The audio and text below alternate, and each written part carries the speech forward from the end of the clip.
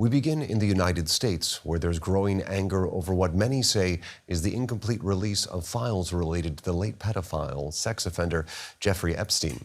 One former victim is calling it a slap in the face. The Justice Department did not release all court evidence as ordered by Congress, and many of the records were heavily redacted. That's fueling speculation that President Donald Trump's allies are trying to hide any ties he may have had with Epstein.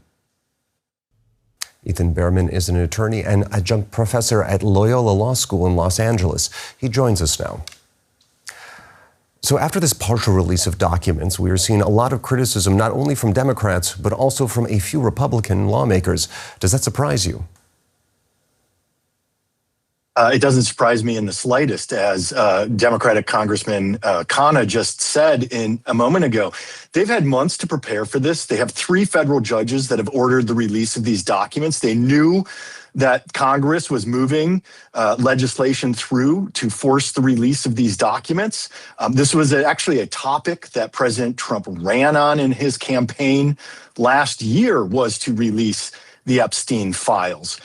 So this idea that we have, according to CBS News, at least 500 pages that are completely blacked out is nonsensical. And I would just add one more key fact here. The federal judges have made it clear that they should be redacting only information that would expose the victims, and if there's an ongoing investigation. Everything else should be made available to the public, and it wasn't. Now, as you were just speaking about there, many of these files were very heavily redacted. Now, in this context, is that kind of censorship legal, and who exactly makes that call? Well, this is something that ends up in the courts quite often in situations like this, where the Justice Department is supposed to make that initial decision of what to redact or what not to redact based on the judge's order or Congress's orders here. And as a result, if there's a problem with those releases, this can be brought before a judge. People can be brought before Congress. It's very upsetting because the rules were very clear on what was supposed to be redacted, and it appears that they went far beyond that, which only leads to more speculation that they're trying to protect somebody. Now, there were many high-profile figures featured in these releases, including former President Bill Clinton. However, some have argued that the Justice Department is trying to distract from possible connections between Trump and Epstein with this release. Do you think those concerns are founded? Well, I think that they've definitely reinforced those concerns, again, in light of what they haven't produced and what they have redacted. It would appear that there's something going on. But more importantly, I think if you start digging through these files, there is some release of people very closely connected to Donald Trump. There's some incriminating documents that appear to be incriminating. Let me be clear about that.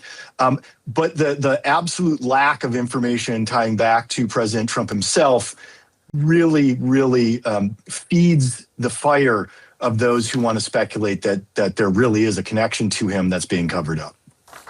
Now, Deputy Attorney General Todd Blanche said that he expects several 100,000 more files to be released over the coming weeks. Is there a plausible reason that we could be seeing another delay like this? Well, plausibly would be that they made no effort to prepare these documents before the president signed it into law.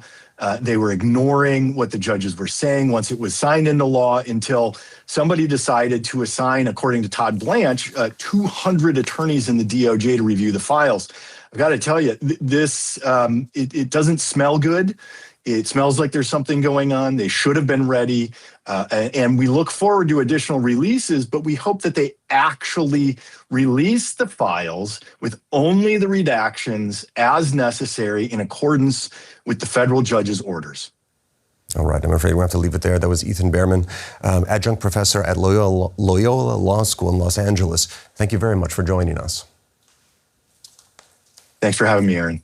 The Justice Department's website showed just how much interest the Epstein files have sparked.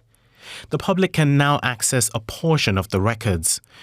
But it's hard to tell what people will take away from the thousands of photos and documents from Epstein's homes and social gatherings published with little to no context. The convicted sex offender Jeffrey Epstein was known for being well connected. And the images feature famous faces like music stars Mick Jagger and Michael Jackson, and former U.S. President Bill Clinton. Their appearance in the photos does not indicate wrongdoing, as many of those identified have stated. But one prominent feature of this release is the heavy redaction. There are lots and lots of obscured faces, and entire pages are blacked out without explanation. The U.S. Justice Department published the files just in time for Friday, the deadline set by Congress, but released only a few thousand, despite reporting there were hundreds of thousands more. The Democrats say that's unacceptable. It is disappointing that they haven't been able to release these documents on time in compliance with the law. While it's clear they're trying at the very least to meet the deadline, they should have been able to do more. What we need is a clear timeline of when the rest of the documents will be released, and an explanation for why they did not release all of them today.